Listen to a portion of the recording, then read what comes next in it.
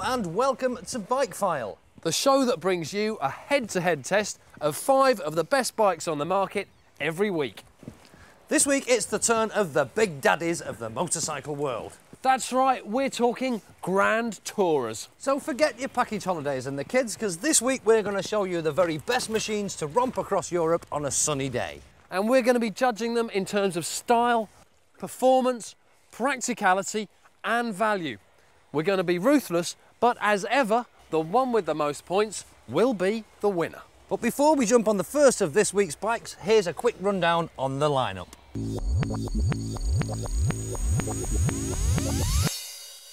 First up this week is the Honda Goldwing. Next in line is BMW's K1200 LT. Then it's the Harley-Davidson Electroglide. And another Honda, but a bit smaller this time, it's the Pan-European. And finally, the alternative to the Grand Tourers this week is Ducati's ST3. Now it's time for our first test of the day. It's Honda's Goldwing. Paul, you're taking it out. More familiar than most with these, aren't you? Well, I was a Goldwing owner for a number of years, so I know my way around a wing pretty well. Not the 1800, I didn't have this one, but yeah, I've done a lot of miles on Goldwings. Goldwing only, you say? I've always thought they were a strange bunch. This explains a lot. Well, now you know, don't you? See, there you go. Now, if you're going out, where's your helmet? It's, I'll just show you, I'll just release this with the... now you're showing off. With the remote locking, and it's here, it's just behind my sink. Impressive, eh?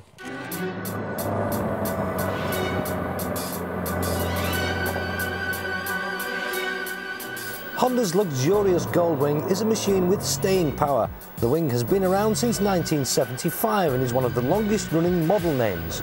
It started out with a 1000cc flat 4 engine and expanded from there to today's 1800cc.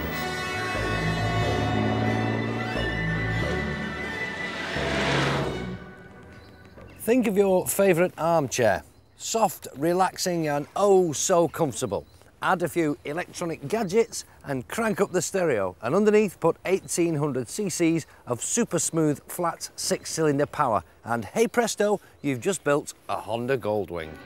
But armchairs don't handle very well in the corners, do they? Well, Goldwings do. When Honda moved from the old GL 1500 to this newer model, they redesigned just about everything, including the position of the motor, and that's made it into a much better handling motorcycle. I've even heard the word sporty used to describe this bike. The power delivery on this bike is silky smooth in the true sense of the word, it really is, and there's loads and loads of it. Not in terms of outright speed, in fact you'll be pushed to see much more than about 120 miles an hour on a Goldwing, but there's stacks and stacks of torque there. It will pull a house down, this bike. It's got the ability to transport you and your pillion across entire continents with ease. You'll be very comfortable along the way, and there's tons and tons of luggage room. This top box, for example, will take 2 full-size, full-face helmets, and that's with the optional CD player fitted as well. On that topic, the music system fitted as standard is absolutely brilliant. There's a cruise control and the ability to adjust the suspension settings electronically without getting your hands dirty. Another thing well worth a mention is the reverse gear, which is now much easier to use than it was on the old 1500 wings. There you had to pull a lever down the left-hand side there. Now it's all done from this right-hand handlebar. Great. It's dead useful as well, actually. Great for getting in and out of tight parking spaces and really good for posing. The big problem, though, with the Goldwing is its price. 17,000 quid is just too much to pay for some people for a motorcycle. So it's over to the scoreboard for Honda's Goldwing. For styling, 9 out of 10. It looks as good as a bike of this size can possibly be. Performance is 8 out of 10. This is just about the smoothest engine ever fitted in a motorcycle. For practicality, 9 out of 10. Despite its immense size, it's easy to handle and there's enough bells and whistles to keep you entertained. Value, it's 7 out of 10. For some people, £17,000 is simply too much for a motorcycle. Well, not too many surprises for you there then, Paul. No, it's a great bike, I love them. I mean, it's just, it is an armchair on wheels. It's got a fantastic engine, it's super smooth. You don't even know it's running, you know. Really quick now, isn't it, with that big motor? Yeah, really, if it's available on a motorbike, more or less, I think this has got it. You say that. Step this way, because those clever Germans at BMW, they've got some things the Wing hasn't got. This screen is electric. Yes. Nothing too revolutionary there. We could do with one of them over there, yeah. But that centre stand, you operate it off a button. It's brilliant. That's clever. I'll give you that. It's clever, that, yeah. But it was always behind the wing. What I want to know is whether it's still behind the wing now.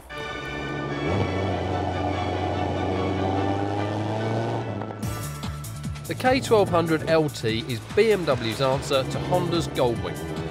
It's only been around since 1999, and since that time, it came across as not quite hitting the mark.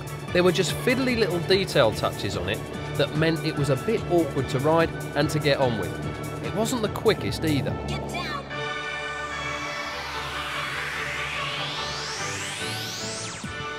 This is not a motorcycle for the faint-hearted, because at a class-leading, scale-breaking 378 kilos, that's roughly the same as 2 R1s with luggage and a pair of fat riders. This is a motorcycle that's heavy enough to give you a hernia just heaving it off the driveway. But do be warned that slow-speed manoeuvres are fraught affairs. Where they should excel is in batting across continents in the blink of an eye, all the while cocooning their riders in a peaceful bubble of comfort and pleasantry. And the BMW really does a rather good job of this. That 4-cylinder motor in there isn't the most exciting around, but at least thanks to this year's updates, it's got a mild degree of stonk to it now, and the chassis is excellent. Once you get a bit more of a wiggle on, however, and you start to use these enormous bars and all their leverage, you'll be amazed at just how hard you can really throw one of these about. Motorcycles this size have no right to corner like this one can, although at low speed that front end does feel rather ponderous and takes a bit of getting used to.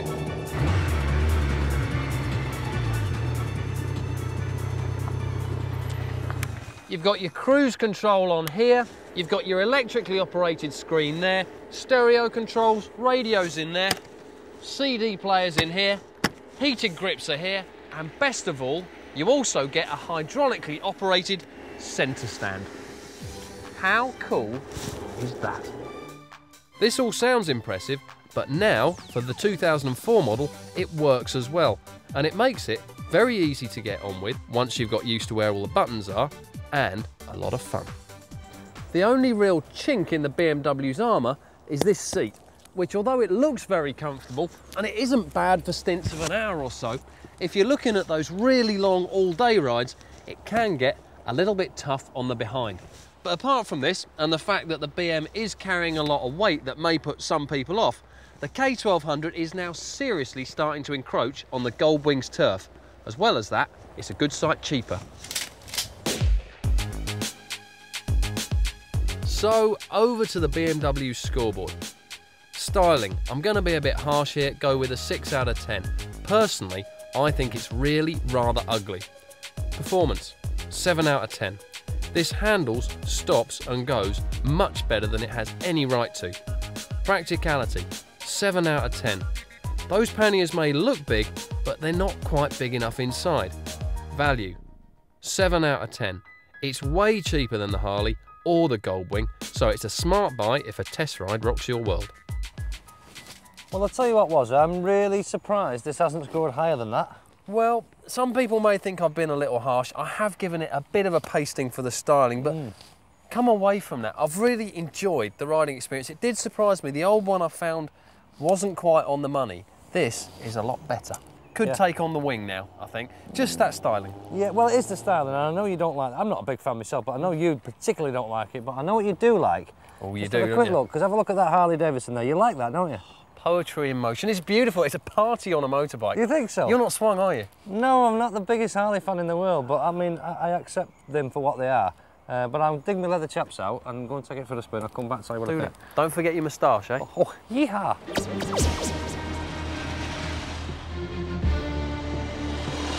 The first electric glide appeared way back in 1977 as a one-year-only special model. It made a return in 1980 to 1984 with the shovel head engine, and then made its final appearance in 1987 with the Evo engine.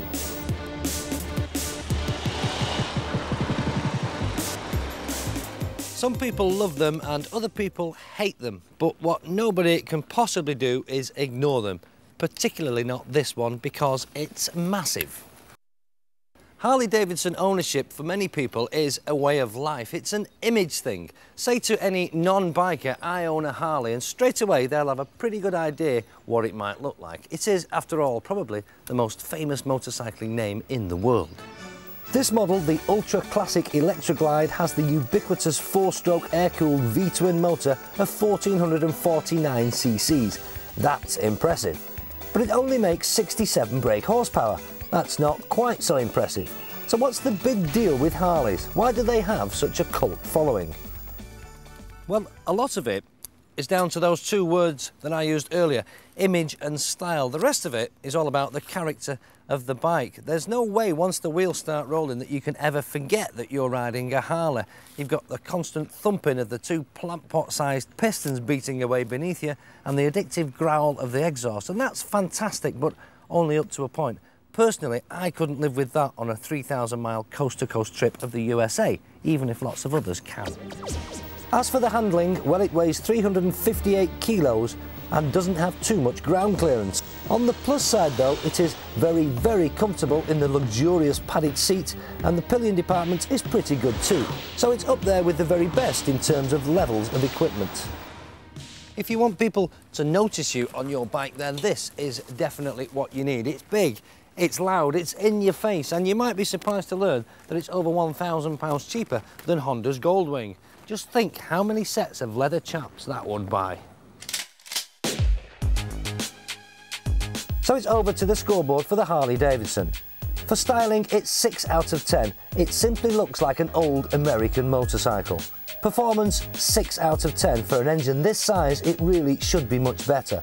Practicality, 7 out of 10. Although it's comfortable, long journeys can become tiresome.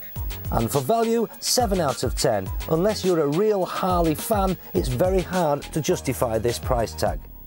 Now that's a shame now. I would have liked to have seen this old girl score a bit more. I know you would, because you like this, don't you? Does something for me, I do enjoy it. Yeah, but it's all right, and it's a biking icon, but in this company, it hasn't got it. No, I think you're right. They've all moved on, and this is really battling in the dark ages a bit now, isn't it? Unfortunately for Harley-Davidson, yeah, but this is still a cut above the rest at the moment. Deservedly so, but don't you think this is getting a lot closer now? This is really close, and for some people, it's a toss-up between the K12 and the Wing. Indeed, the Wing is in the lead, but we've still got 2 bikes to go. So join us again after the break, when we will be bringing you Ducati's ST3 and Honda's Pan-European, as well as our final verdict.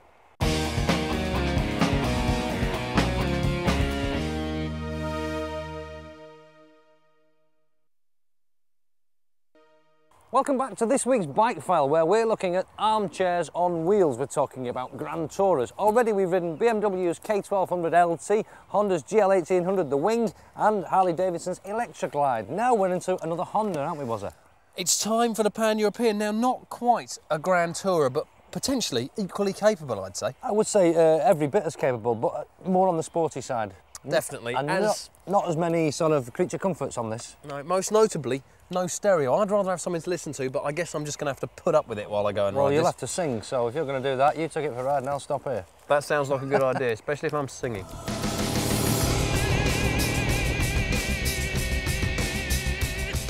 The Pan-European is the Goldwing's baby brother. Since it was launched in 1990, the bike got traction control and ABS added in 1992, Honda's Link brakes added in 1996, and in 2002 it got its biggest makeover yet, going from 1100 to 1300 cc's and a full revamp with a new chassis to boot.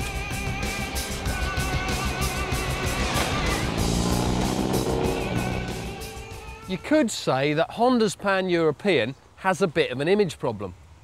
You see, thanks to it being used as everyday cannon fodder transport by everybody from the police through to the RAC, it's almost become the Ford Transit of the motorcycling world. And if you looked at the old 1100cc Pan-European, this was pretty much the case. It was reliable, comfortable, guaranteed to start whatever you did or didn't do to it, and was also as dull as dishwater into the bargain. This latest incarnation, however, is a completely different kettle of fish. There's that motor in there for starters. It's now making 116 brake horsepower, which is hardly MotoGP levels of thrust, but the way that V4 motor gives you that power makes the Pan a very enjoyable riding experience. The chassis too is brand new and not only has a heap more ground clearance than the old model, but also keeps its composure incredibly well, letting you merrily destroy the foot pegs when the going gets twisty. Honda's Link brakes also make an appearance on the Pan, and on a motorcycle like this they make spot on sense. They may not be the sharpest tools in the box, but they'll still let you haul the Pan's bulk up controllably and easily. But the biggest advantage the Pan packs over its more barge-like super touring rivals here is its weight, or more precisely, its comparative lack of it. And all this means it's a far easier bike to live with. And if you're feeling really silly, you can even pull wheelies should the mood take you. Now, I'm not about to hang up my sports bike boots just yet, but even so, of the motorcycles we've got on this test today, I would say the winner, in terms of sheer riding enjoyment, has to be this fella. So, over to the scoreboard. Styling, 6 out of 10. She's no oil painting, is she? Performance, 9 out of 10. For what it is, this motorcycle has wonderful potential to be very silly when asked. Practicality, 9 out of 10. Easy to live with, easy to ride to the other side of Europe. Value, 7 out of 10. 10 grand is still a lot of money. Well, that's a very impressive score, was it? It's not bad, is it? It is hard to fault because not only will this bike tour pretty much like those Super Tourers, but since that update, it's now got a bit of extra pep and you can really have a good time on it, which you never could on the old one. No, it's a different animal. It's a completely new bike compared to the old Pan. But that is a touring bike with a bit of sporting ability. How about something a bit more sporty, a bit less touring, but claims it can still do both? Well, it's in the name, isn't it? Ducati ST3, it means sport tourer. They claim it'll munch the miles and it's not bad for touring, and they say it's got some sporty performance as well, so... give it a whirl. We'll give it a go. I shall report back.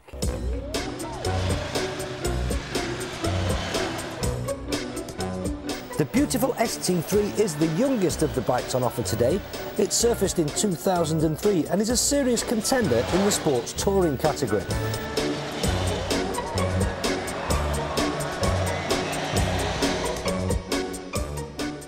To many people, the mention of the name Ducati means performance, handling and race pedigree. All of those things are true, but this new ST3 model has its focus more on touring ability. They say it has higher levels of rider comfort and a good strong engine to eat up the miles.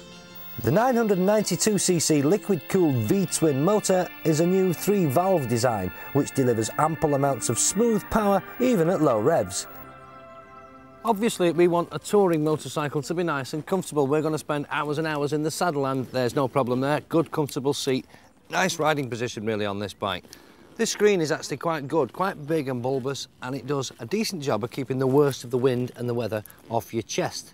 These bars are actually slightly higher than on previous STs, so you don't suffer too much with backache, but you can actually drop them down just a little if you want, if you prefer a slightly more sporty riding position.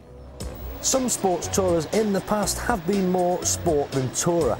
I think the ST3 has redressed the balance somewhat. It still has enough performance and handling to make it exciting to ride, but then when you arrive at your destination, you won't look like a physical wreck who's incapable of holding a normal conversation.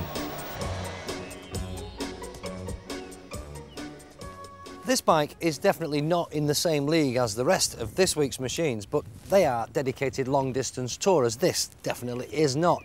But it is a serious alternative for those who really don't want all the bells and whistles, and it will actually go the distance if ever you feel the need.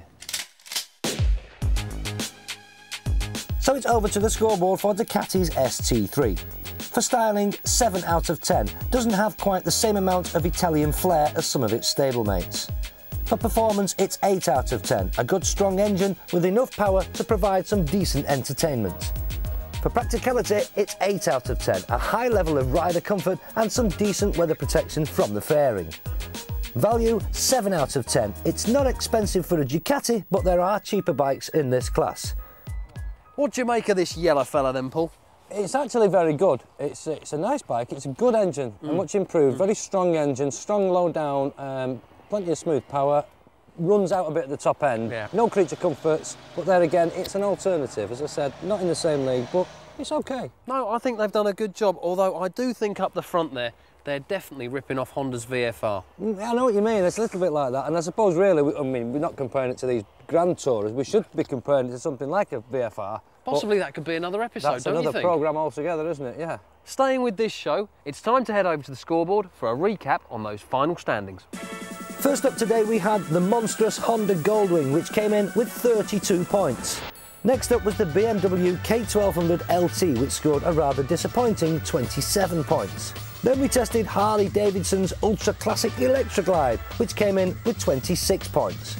And our fourth bike today was Honda's Pan-European, with an impressive 31 points.